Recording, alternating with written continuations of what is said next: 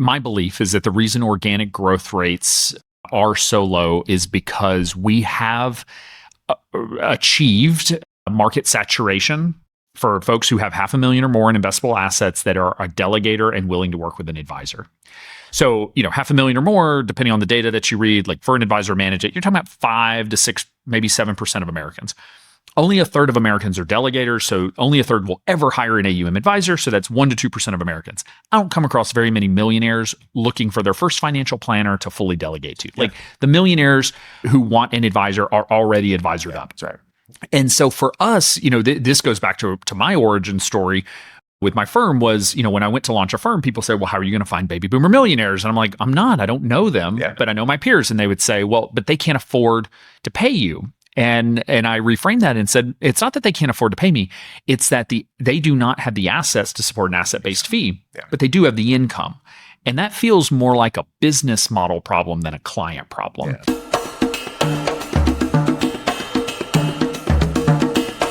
Hey there, it's Mike Langford. Welcome to another episode of the Modern Financial Advisor Podcast. On this episode of the show, Alan Moore, CEO of XYPN and AdvicePay, is with me for a live in-person conversation at the XYPN Live Conference that was hosted right here in my hometown of Austin, Texas recently. Listen, I've met hundreds of successful entrepreneurs over the years. Some of them are the pioneers of today's modern Silicon Valley, and others are leaders in a variety of other industries. Alan is one of the most impressive and inspiring business leaders I've ever met.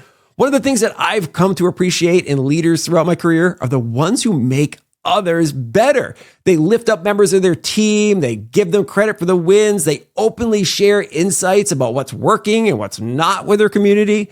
They have a rising tide lifts all boats mentality. And most of all, they openly acknowledge that they don't have all the answers. And that's part of the journey to growing a vibrant business. Alan and the XYPN team put that on display in a big way at their event over the course of a few days. And I really enjoyed being part of it. I think you're going to learn a lot from this episode. So buckle up and grab a beverage. You're going to love it. All right. Before we get to the conversation with Alan, please do make sure you take a moment to subscribe to the Modern Financial Advisor Podcast on Apple Podcasts, Spotify, Google Play, Amazon, the YouTubes, or wherever you get your podcast jam on. And if you have a question or a suggestion for a topic or a guest for the show, hit me up. I'm basically at Mike Langford everywhere on the internet, or you can shoot us an email, podcast@finservmarketing.com. Okay, let's get to the conversation with Alan Moore. Wow, Alan Moore. So fantastic to see you. Welcome to the Modern Financial Advisor Podcast. Thank you so much. Super excited to be here. I'm super excited to be here. Thank you very much for putting this on in my hometown. So we are at your event, XYPN Live, which is an annual conference you do for your network. And you happen to do it in Austin. So thank you very much for coming to my hometown, buddy. Made it super convenient. Yeah. Did you get any barbecue, tacos? What was your jam? Mexican food. That is the furthest Texan that I've gotten. So very cool. And, I was really excited too. I saw that you brought your family with you, so that's great too. You get to experience a little bit of Austin during a good season. We're at the right time of year. It's my kids September. are currently at the Children's Museum, the Thinkery. Oh, the Thinkery, yeah. So they are right now with my wife. That was great. There's an ice cream place there. Make sure there's right outside. They'll make all their ice cream local. So go check that out. Text right after this. So, awesome stuff. Well, I'm thrilled to have you on the show.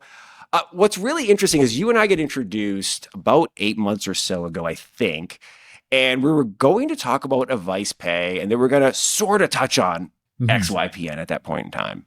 And I think some things have evolved since then, but coming here and getting to meet and mix and mingle with folks that are in attendance kind of reshaped what I wanted to talk about today. All right. So last night, I went to an after party deal, right? And I met this woman, Pam Horak. My financial mom. Yeah, my financial mom. That's what she said. Tell him my financial mom. So I told her, I promised her she'd be on the show. So she's getting a shout out right now. But the reason why she stood out to me is I'm mingling and just meeting people. And she's wearing a red XYPN shirt. And everybody who's here knows, your team color is blue. Blue is literally everywhere here. It's Michael's favorite color. Yep. Apparently you've adopted it as your pseudo color. So hey, why do you have a red shirt? And she's like, well, it means I'm really old. I'm like, no, I don't think you're really old. I go, so what's the deal? She's like, I'm like one of the first 30 people to join XYPN. I'm like, really? So I asked her to tell me her story about getting started. And so she read this article. She was thinking about starting her advisory business. And she just happened to read this article that mentioned these guys are starting this thing. So I wonder if we could kick things off kind of going back to the origin story of XYPN, because you've grown dramatically over 11 years. So kind of take us back to those early days and why did you start this thing? Yeah, I mean, our story, kind of started when I started my own firm in 2012. I was 25 years old. I couldn't really find any other people in their 20s who had started a fee-only firm working, and I wanted to work with my peers because I didn't know any baby boomer millionaires. I still don't know any baby boomer millionaires. So but I knew student loans, and I knew having kids and moving and starting a business. And so I wanted to, sort of work with those clients. And so I tested a few different, sort of business models and ultimately landed on this monthly subscription idea of working with clients. Now we would say, let them pay out of cash flow and income versus paying out of assets, because they are young. They don't necessarily have the assets to support an AUM fee. So started my own firm, had some great early success, largely thanks to, I was based in Milwaukee at the time, and I had some advisors who would refer their under 1 million AUM prospects to me. Okay. And so they just fed me prospects. And the only reason I made it was because they were super generous with that. And so then fast forward, I guess when I started my firm, I made a couple of phone calls and to folks who I knew. One that I distinctly remember the conversation was Jude Boudreau out of New Orleans. He's now with the Planning Center. And he picked up the phone and he answered my questions. And I felt like I can honestly say that I only ever found entrepreneurial success because folks like Jude picked up the phone. And so I said, I'm going to be the guy who picks up the phone. Fast forward about 18 months after running my business, I looked at my calendar and I had been the guy who picked up the phone 100 times in 12 months. And I was like, there's something here. And the conversations were very similar. No one called me and said, how do you do a life insurance needs analysis? Like, they knew that. What they want to know is, how do you do compliance? Where do you get clients? What CRM are you using and why? Yeah. And so it was all the business stuff. And so I reached out to Kitsis. He and I had worked on a few projects together.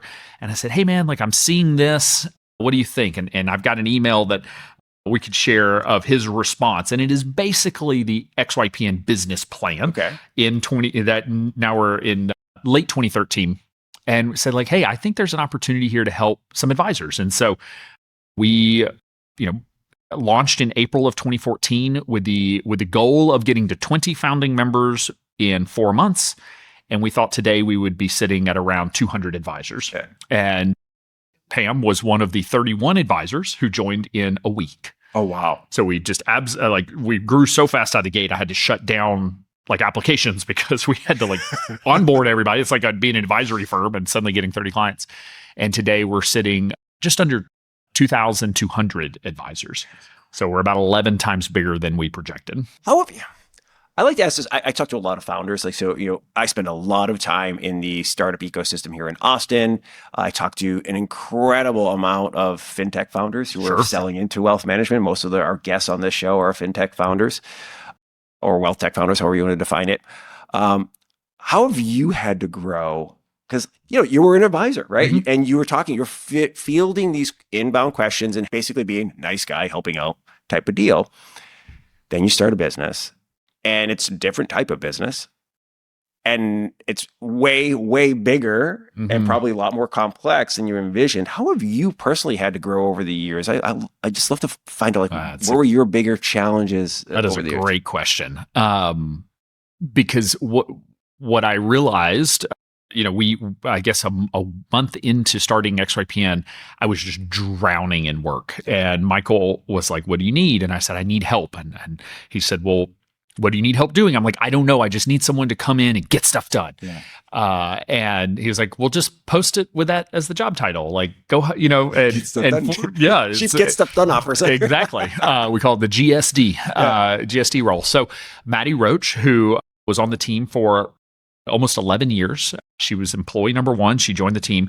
And I learned very quickly that I am an awful people manager, truly not good.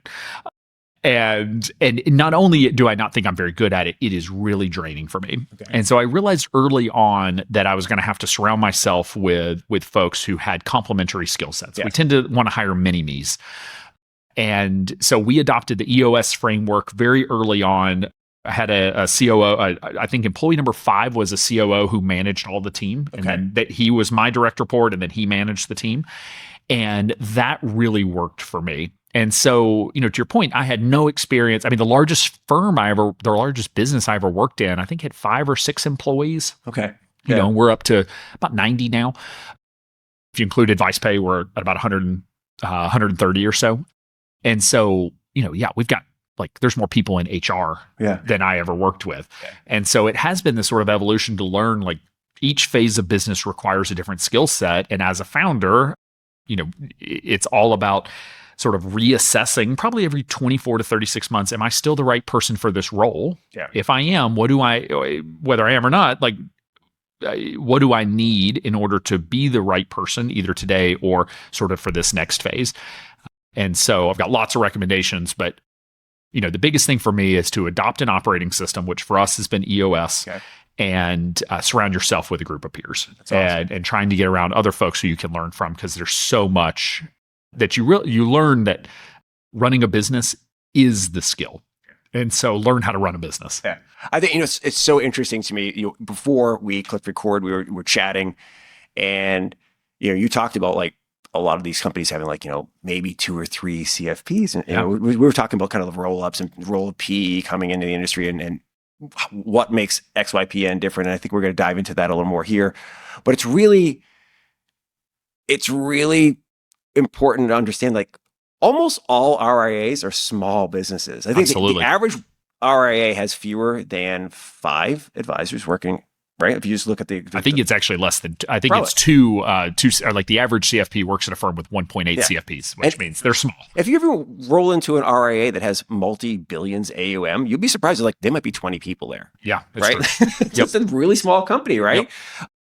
But that doesn't mean all the things you were just talking about that you've had to grow through as an entrepreneur don't apply. And one of the things I've found very refreshing in sitting in on some of the sessions, and particularly your talks with Michael on stage, is you are talking about this business to your audience from the framework that with terminology that you normally only hear in startup world, right? Sure. You talked on the stage yesterday about finding product market fit, which is something you don't hear when we talk about advisors that often.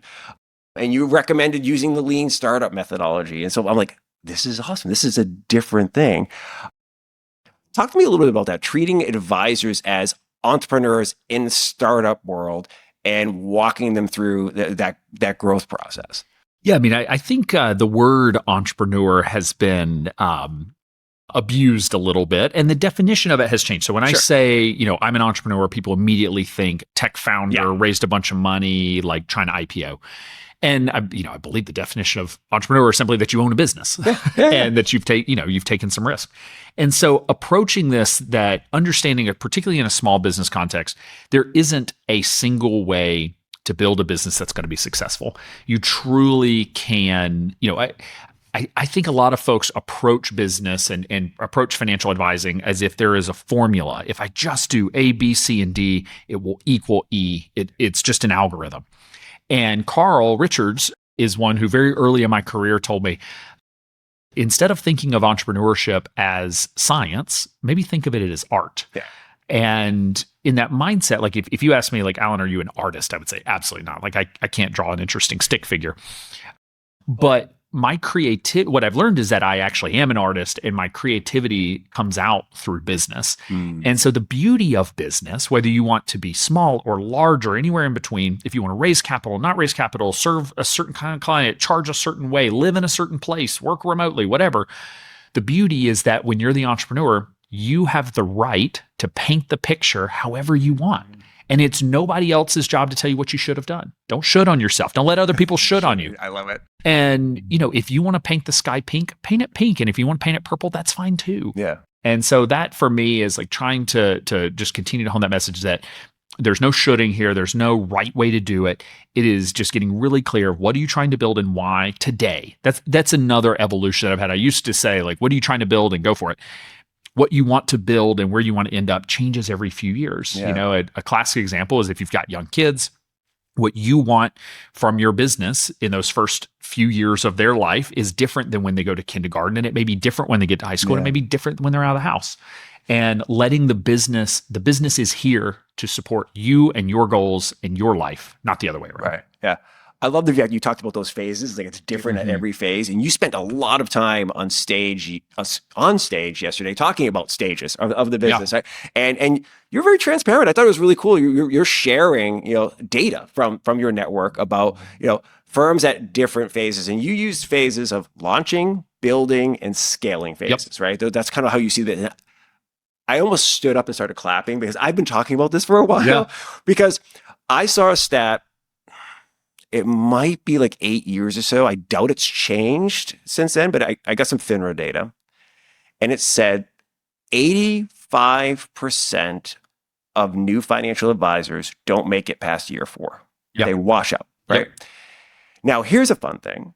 I go to a lot of these conferences. I speak at a lot of places. And I like to go to the little cocktail parties the night before I go on stage and meet people and just learn a little things.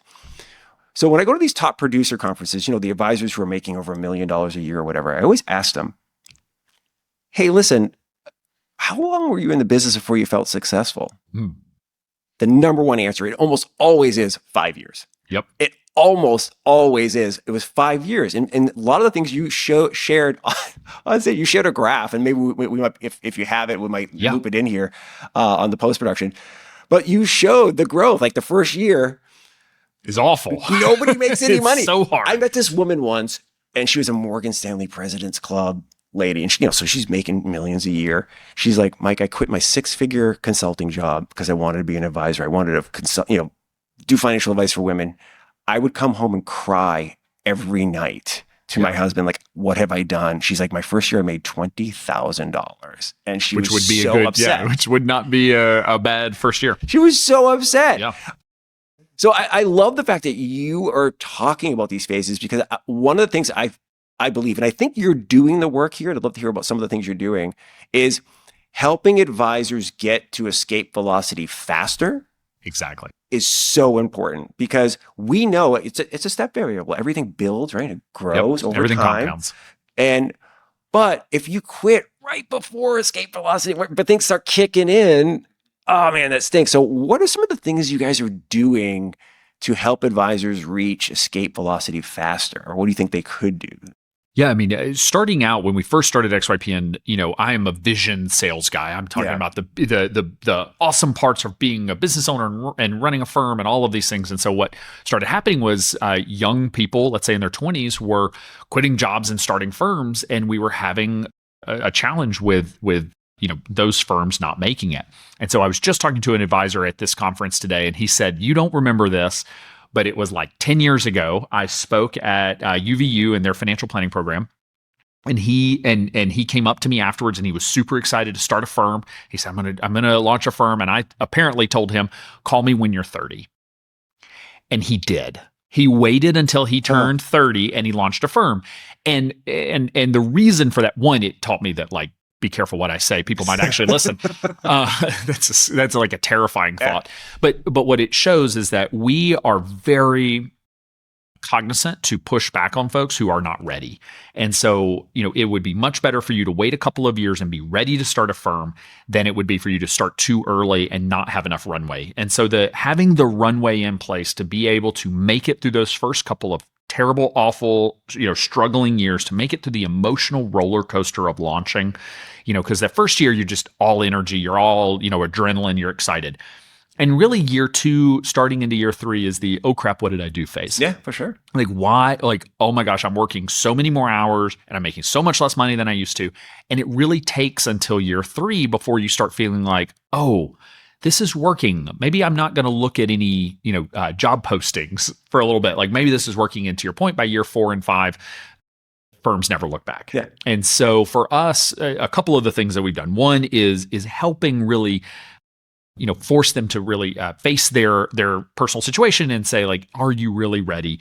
And XYPN does not make it easy to start a firm, but we do make it easier. Yeah. And trying to eliminate a lot of the choices, trying to get folks to do the things that we know they're going to wait. If on their own, they're going to wait 5 years before they pick a niche, launch with a niche. And it matters. Like, get the CFP. Like, we know those things that matter. And so there's just a lot of work that we do in the early phases to be sure that they have the best chance of success as possible. But ultimately, it is up to them. It is their business. Sure. The way our business model operates, you own your own firm. So you are ultimately responsible, and we're here to support you any way we can. You hit on a couple of things that I just think are so important to talk to any entrepreneur, regardless of the industry, is like, it is going to be very hard at the beginning. Like, not everybody's gonna be like your start with XYPN, where you had like more demand and more people calling you. That's not, to say as many companies die of indigestion as starvation. Right. That is a quote. I need to remember who said that. Maybe that was Good to Great. But anyway, that is absolutely the case. Like, on one hand, when I say we grew that fast, it sounds like a humble brag. It was miserable. Oh, yeah, sure. My quality of life sucked for a while because of the growth and my unwillingness. And this is something that I've learned, my unwillingness to throttle back the growth. Yeah. I'm like, if an advisor wants to sign up, they will sign up. We will figure out how to serve them. And that is a terrible way to build a business. Yeah. So anyway. No. It's great. But most advisors would, hearing that still say, I'll take all the business, I'll right? do it. Yep. But it's really important to talk to entrepreneurs. Like, hey, it's going to be a slog. Like, you're going to talk to people who are like, you would be an awesome client.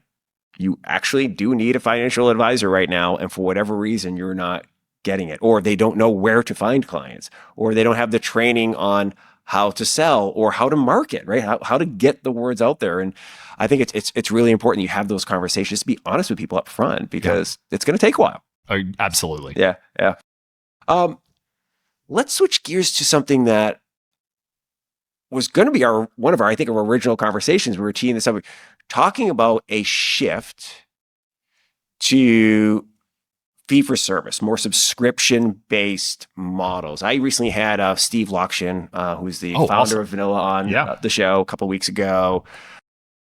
And he's all in on this concept, right? Yeah. He's like, listen, man, AUM model, it's going to die, all this type of stuff. So and if you watch that episode, he's very passionate about it and very convincing. And Steve is very convincing. And he's a great dude. I love Steve. So Steve, if you're watching, hello, buddy. So what's interesting to me, and this is a challenge, I think that the resistance I see in the industry for people, and I think it's related to some things. So you unpack it and call BS on me all you want on this, but it's just an interesting conversation to have. One of the challenges we've been having in the industry is weak organic growth, right? And people talk about it. Why aren't we growing? I think the AUM model is the reason why, because, well, if I go out and get clients and I build a certain amount of AUM, well, 75% of all growth over the last decade or so for financial advisors has come from market-driven growth. It has not come from new clients, right? Because why? Well, I don't have to bring on any new clients. Right. I'm going to make more money last year. It's free money, right? I'm going to be making more money. So many advisors look at that. Like, if I build this AUM at a certain point in time, the AUM is going to help me with the escape velocity, right? But there is a tremendous value, and a lot, as you'll hear Steve saying, I'm sure you'll echo, that is right with fee-for-service type stuff. So let's dive into that. Why are you convinced there, and why are you seeing so much growth in that kind of space? Yeah, what I would say is my belief is that the reason organic growth rates are so low is because we have achieved market saturation for folks who have $500,000 or more in investable assets that are a delegator and willing to work with an advisor. So, $500,000 or more, depending on the data that you read, like for an advisor to manage it, you're talking about 5 to 6, maybe 7% of Americans.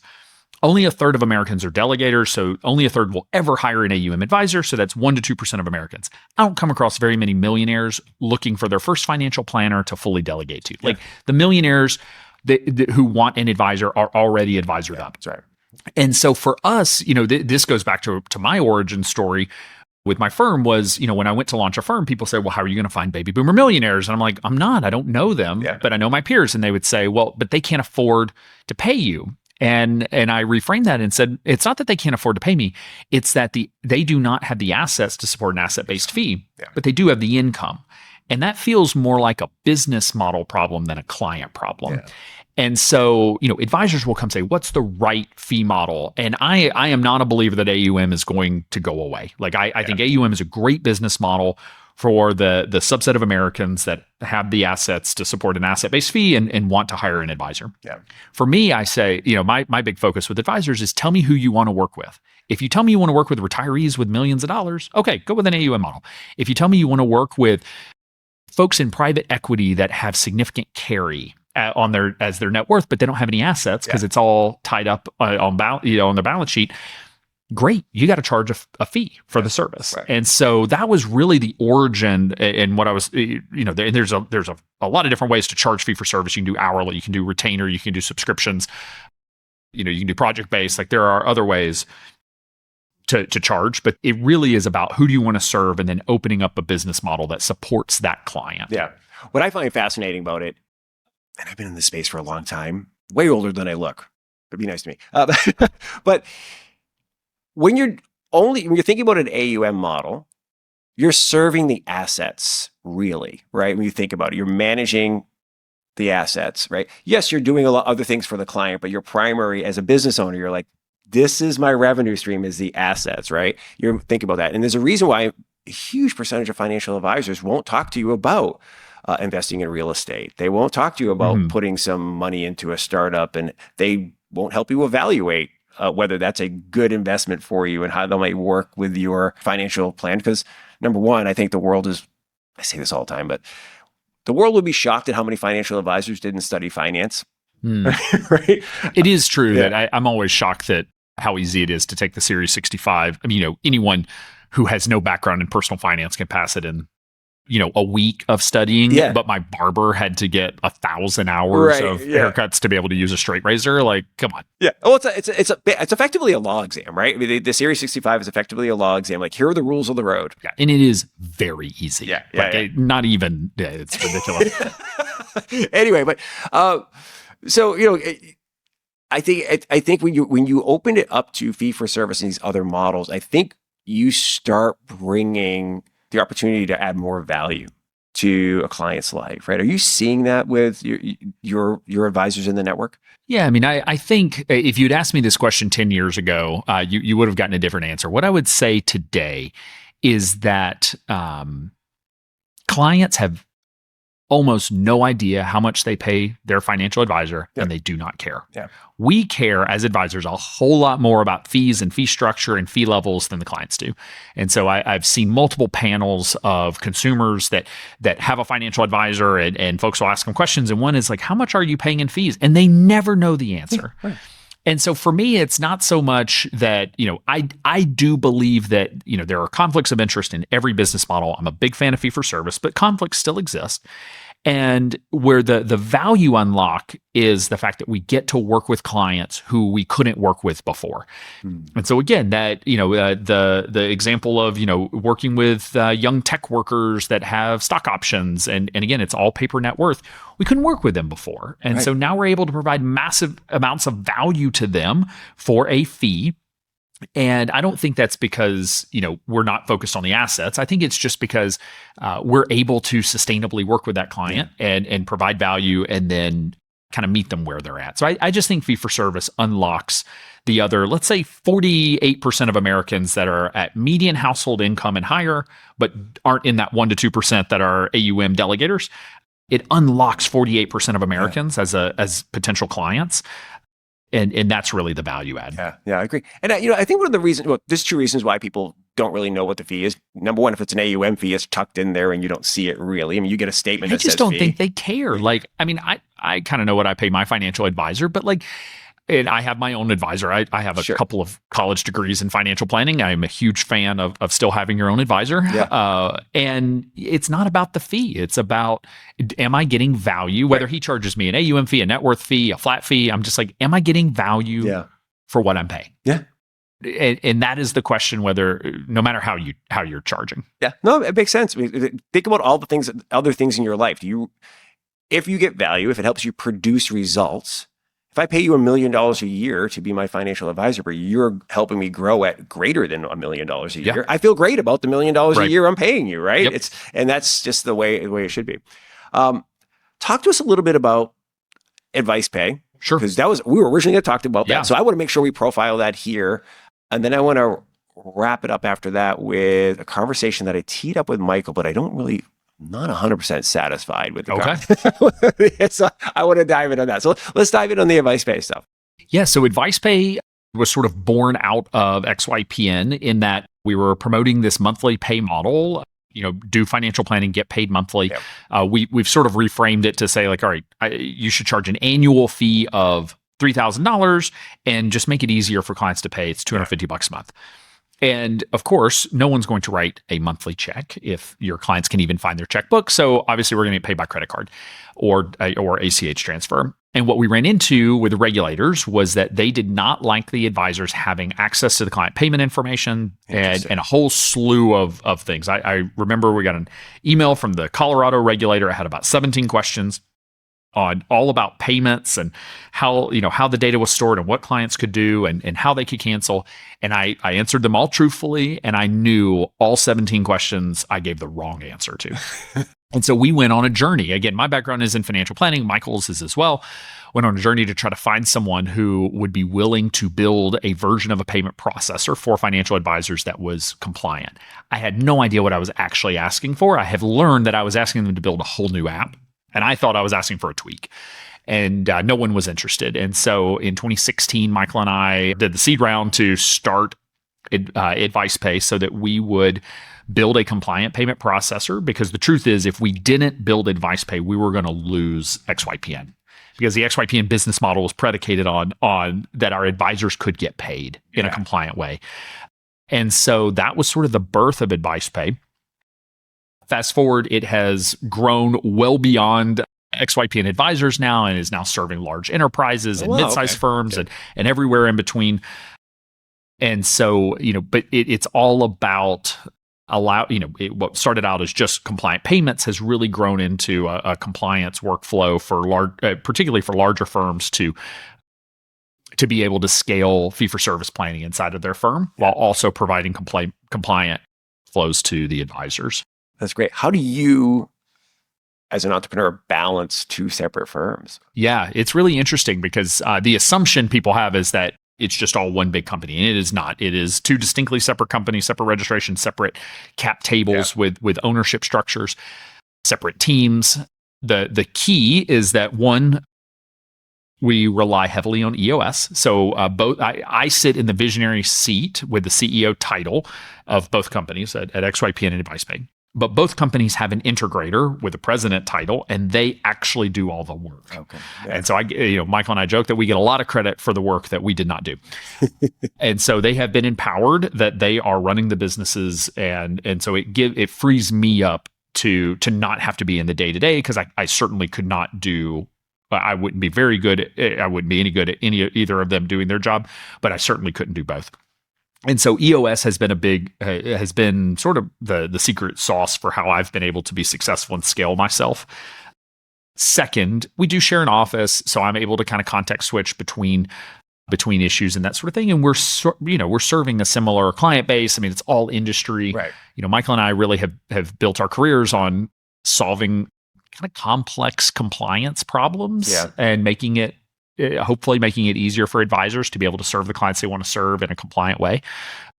So that's sort of the behind the curtain. It's all EOS. That's great. Well, we're going to have a show on EOS. Yes, we have to do highly a whole recommend show on that.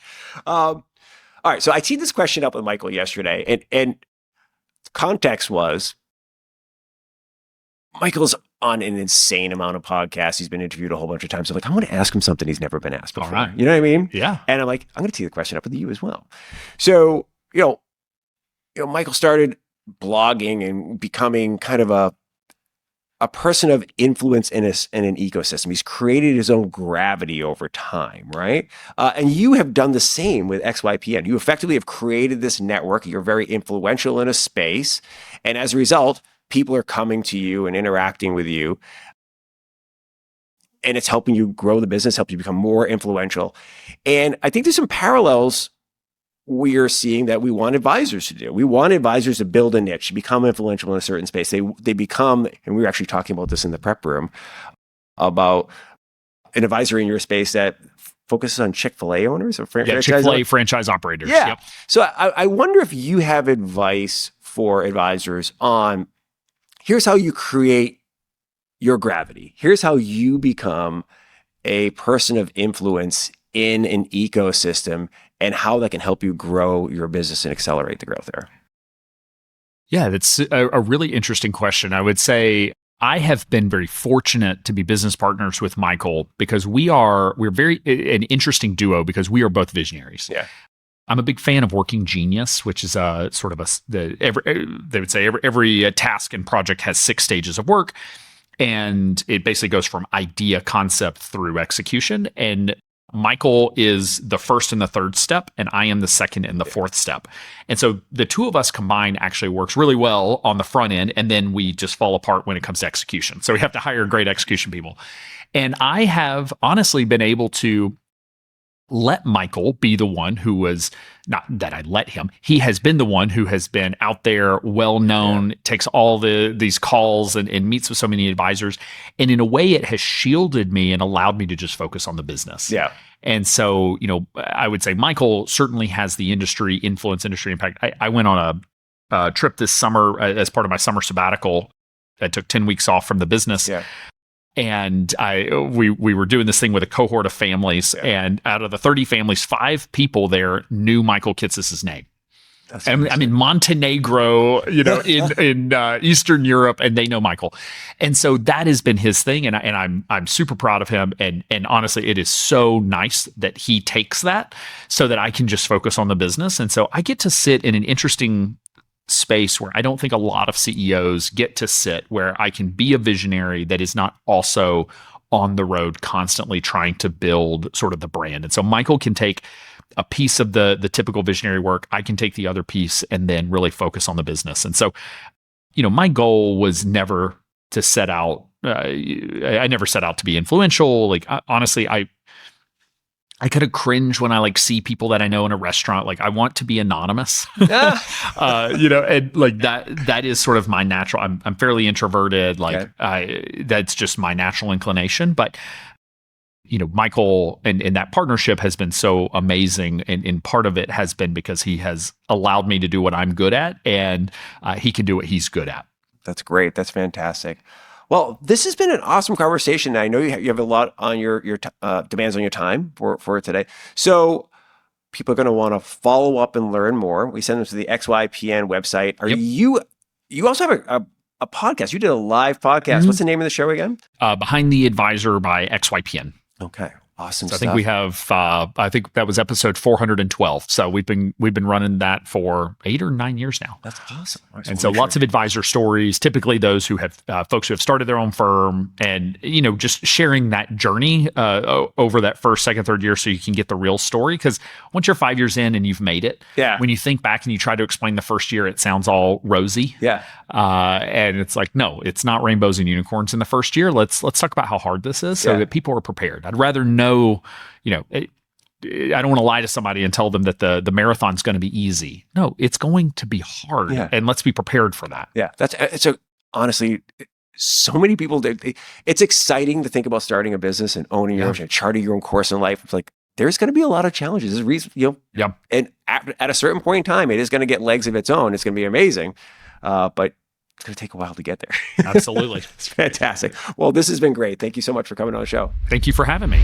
Thank you very much for listening to and or watching this episode of the Modern Financial Advisor podcast. It's always fantastic to have you with us. Huge props to my man, Alan Moore, for coming on the show, carving out some time from his very busy schedule while he was putting on a major conference here in Austin, Texas. So really grateful for you, Alan. By the way, if you liked what you saw here and you're really excited about this stuff, XYPN is putting on their conference next year in San Diego. And I'm just saying, I love San Diego. So Alan, XYPN team, let's do something there next year. I'm really looking forward to it. Okay, that's all I have for you today. As I mentioned at the top of the show, please do make sure you subscribe to the Modern Financial Advisor podcast on your preferred platform. And, be nice to each other. We'll see you next time on the Modern Financial Advisor podcast. See ya. Bye.